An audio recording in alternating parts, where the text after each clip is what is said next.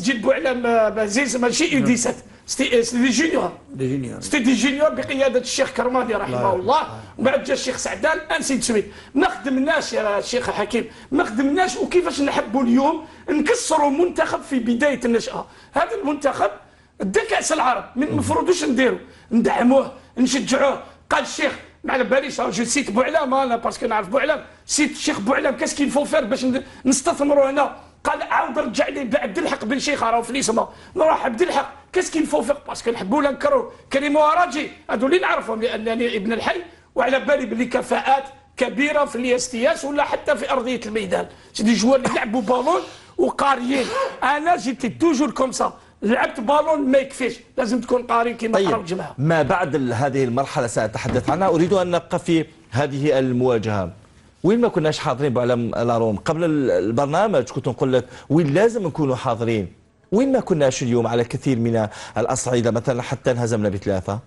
الان يعني اذا نرجع للمباراه على طول كما كان الشيء اللي كان متخوف منه منير اذا تكلم على الثقه.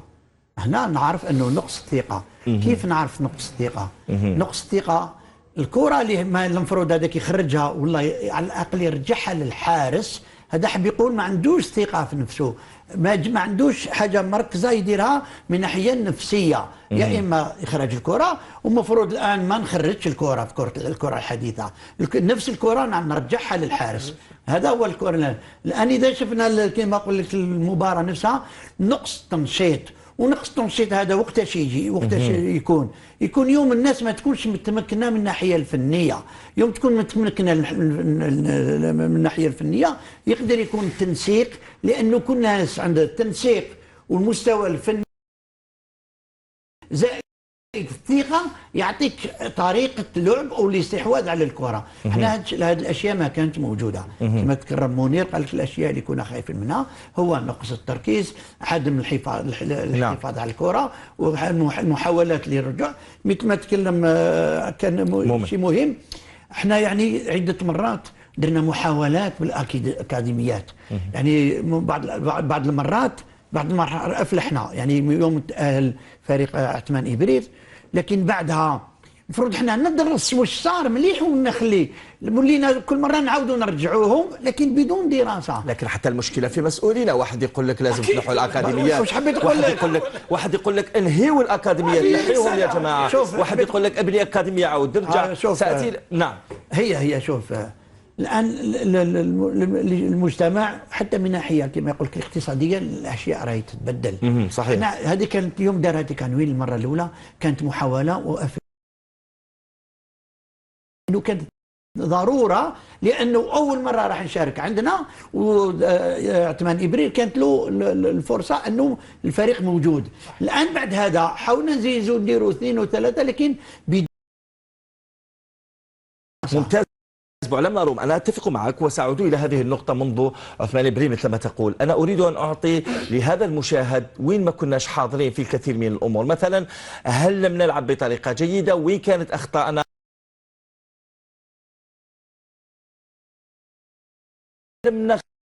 لم نكتشف أخطاءنا مثلا في الجهة الرواق الأيسر؟ وين كنا فنيا؟ بعلم لاروم يعطيني. أكيد شو من الناحية الفنية كنا غائب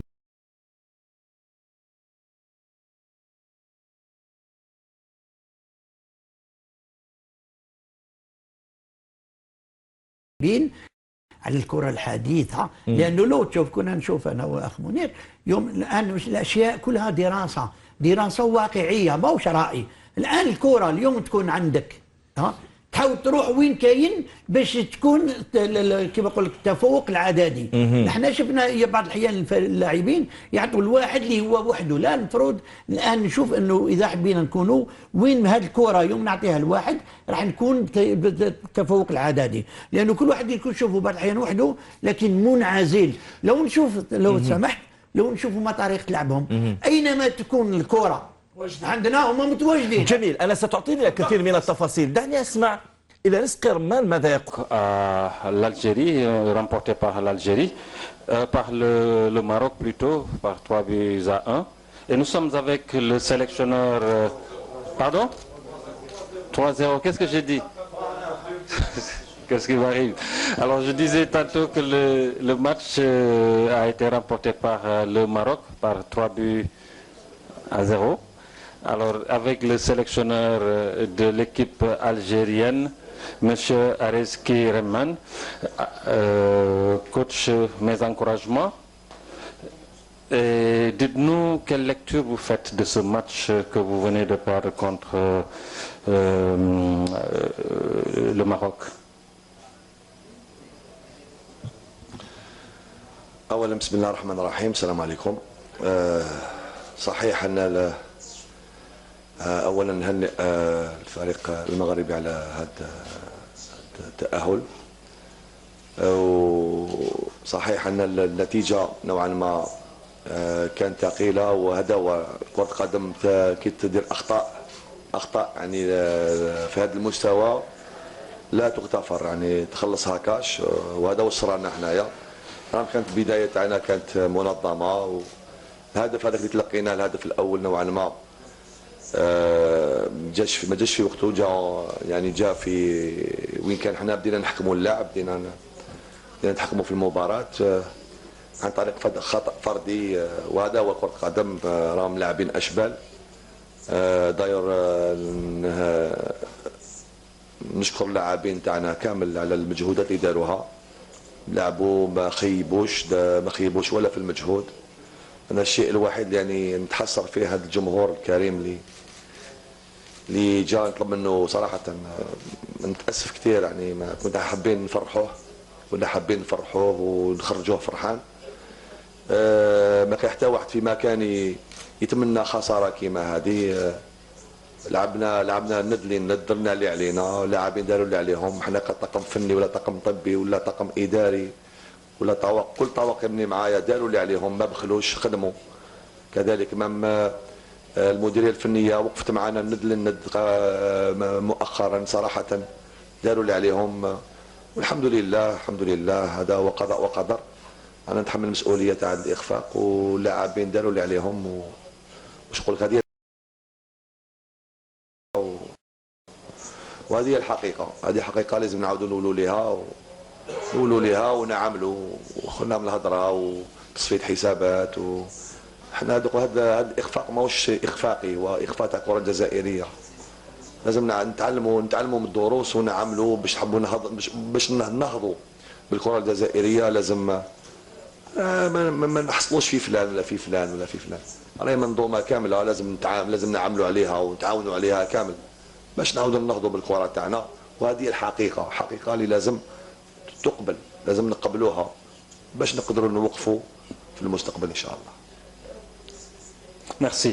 Nous allons prendre 3 questions. Oui, monsieur. Bien, oui, vous au fond. Bien. السلام عليكم كوتش مصطفى بويفر الإذاعة الوطنية. كوتش اليوم منتخب ذهنيا نفسيا بدنيا من كل جانب تقريبا كان خارج الإطار. هل اليوم خسرنا المباراة من الناحية الذهنية؟ كان فيه ضغط على اللاعبين، التحضير اللي ما كانش ممكن في أحسن الأحوال قبل بداية البطولة. شفنا أخطاء فردية، طريقة كذلك كرة طويلة بطريقة عشوائية ضيعة في الكثير من المرات. شكرا. والله شوف، احنا دوك ما نجيبش نتحجج اخ مصطفى، احنا ما نتحججوش، نتحملوا مسؤوليتنا باش نروحوا للامام. وانا من الناس اللي نتحمل المسؤوليه تاعي. درنا كل ما في وسعنا ذهنيا تكتيكيا.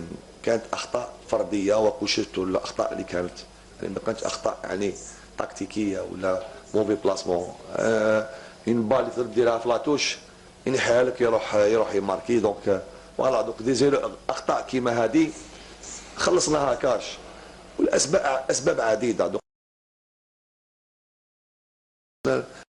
نبداو نحصلوا في فلان وفلان. انا نتحمل المسؤوليه، كل وصل انا نتحمل المسؤوليه، راني قابل نتحمل المسؤوليه تاعي. انا ماشي من الناس اللي ندور ظهري ولا نبدا نحصل في فلان ولا سوء التحضير. ما نوليش اللي فات مصطفى. على بالي واش حبيت تقصد، يعطيك الصحه على كل حال، بارك الله فيك على السؤال هذا تاعك. لا باش حبيت تقصد بصح انا ما نوليش واش صرا من قبل. عملنا باللي قدرنا، وهذا هو الموجود، وهذا هو، هذه الحقيقه. هذا هو الموجود. ان شاء الله نعملوا ان شاء الله امور تتحسن في المستقبل، ان شاء الله مراكز اكاديميات اخرى، تعدد اكاديميات، ان شاء الله مؤثرين بالك احسن منا ان شاء الله، ولما لا. هذه هي كرة قدم، رانا نتعلموا رانا نخدموا، حنا هذه تجربه لازم نستخلصوا منها الدروس باش نتقدموا للامام. سينون ما نستخلصوش الدروس وكان ندخلوا في امر تاع التصفيات ماشي لافو تاعي لافو تاع فلان ولا ما وفروليش ولا ما داروليش ولا كذا. سي بون كما يقولوا هذه النتيجه. بارك الله فيك. وي مسيو ايسي. السلام عليكم. كوتش حسين بوشكير دزايرتو. كوتش هزيمه مؤلمه امام جار. نعرفوا باللي الدربي المغاربي يلعب على جزئيات صغيره. اليوم 3 أهداف من دون ردة فعل من طرف اللاعبين. أين يكمن الخلل؟ راك تقول اليوم لازم نتقبلوا الحقيقة، وشنو هي الحقيقة؟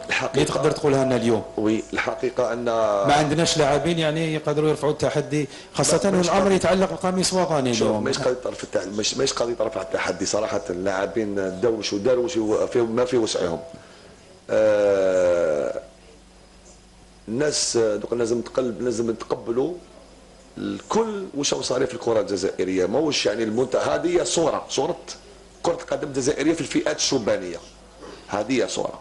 دوكا ولا كاين لاعبين اللي ما كانوش في المنتخب ولا ما استدعناهمش ولا حنا هذا هو الاختيار تاعنا ومقتنعين بالاختيارات تاعنا. دوك حب يقول هذه صوره الفئات الشبانيه الجزائريه. الاحسن راهم هنايا، انا بالنسبه لينا كطاقم فني الاحسن راهم هنا، وهذه هي النتيجه اللي لازم نتقبلوها. حب يقول الناس راهي بدات تفوتنا، ماشي بدات تفوتنا، لازم نخدموا باش نلحقوا ديجا نسترجعوا كيش يقولوا التاخر تاعنا باش نقدروا نقاوموا في المستوى العالي، وهذا هو المستوى العالي. عندها 8 اشهر فزنا عليهم، هذه الناس خدمت تقدمت. حنايا بالك كاين حنا صراحه نضيف الحظ، علاش قلت لك مانيش حاب نتحجج باسكو نتحمل مسؤوليه وانا نحبس. مانيش حاب نتحجج. لاعبين كاين بعض اللاعبين طاحونا في لامي فورم، ماهوش مستوى بدني، هذا بدني من احسن اظهره الجزائريه، ظهير ايسر في الجزائر، وانا نتحمل مسؤوليتي ونتحمل كما يقولوا مسؤوليه كلامي. محور الدفاع من احسن محور الدفاع، وتقدروا تتبعوا كاع البطوله الوطنيه، وانا نقول لكم الوسط الميدان اللي لعبوا هادو هما تاع البطوله الوطنيه اللي كاين. اما في الهجوم انا طوف من احسن المهاجمين في الوطن، ونحبوا ننكروا. دوك هذه انايا هذا قناعتي، دوك قناعه تاع واحد اخرين هذيك يا اخويا. اللهم زدنا علما والسلام عليكم. Ok. La dernière question, et ce sera une seule question, pas de commentaire, s'il vous plaît. Vous posez la question, pas de commentaire. Ok? Oui, monsieur, oui, vous. كوتش السلام عليكم. نتاسفوا على هذه الهزيمه بالطبع. كوتش تكلمت على وسط الميدان، شفنا انه ربما اليوم غياب وسط الميدان، كنا نلعبوا كره طويله انا طوف وحده يحارب في الهجوم، دون ما خلقناش ربما هذاك اللاعب اللي كان يمكن انه يشكل خطر بالنسبه للمنتخب المغربي. اين يكون المشكل هنا في وسط الميدان؟ كيفاش يشوف اليوم رزقي رمان مستقبله مع المنتخب؟ مستقبلي صحيح ان اليوم خسرنا معركه وسط الميدان رغم ان درنا تغييرات دخلنا وظفنا كل اللاعبين اللي حبينا نوظفوهم في الميدان. درنا تغييرات، غيرنا تكتيك 4-3-3 ولينا 4-4-2 4-2-4، يعني درنا اللي علينا، درنا واش هذا هو. اخطاء في هذا المستوى تخلص هكاش، يعني الفريق المغربي كان متكتل في الوراء، عرف كيفاش يلعب المرتدات عن طريق هفوه كذلك. هدف ثاني اللي نظن باللي هو اللي زاد قضى علينا كثير، يعني زاد قسى علينا. وهذا من ناحيه اللقاء. اما من ناحيه مستقبلي، المستقبل تاعي غير ربي سبحانه وتعالى بالو به. دوك الاتحاديه كاين المديريه الفنيه هي اللي تقدر تقرر. انايا العمل تاعي الضمير تاعي مرتاح الحمد لله، ضميري مرتاح. تجي في بوكو ساكريفيس، داير خدمت بنيتي، ما تريشيت، جي با تريشي، جي في سكي جو بوفي فار. شفت لاعبين طبعا دوكا كيما نقولوا الهضره تقدر تكون مجال مفتوح، اللي حاب يهضر يهضر، بصح انايا الضمير تاعي مرتاح والحمد لله. انا قلت لك حاجه اللي متاسف انا كل حابين نفرحوا هذا الشعب. انا هذا هو الاسف تاعي للشعب. اسف عيد شغل فريمون ديزولي، كنت حاب نفرحهم بهذا التاهل، ولكن هذا هو قضاء وقدر، احنا نقولوا الحمد لله. Merci beaucoup, coach. Nous allons enchaîner tout à l'heure avec le sélectionneur du match.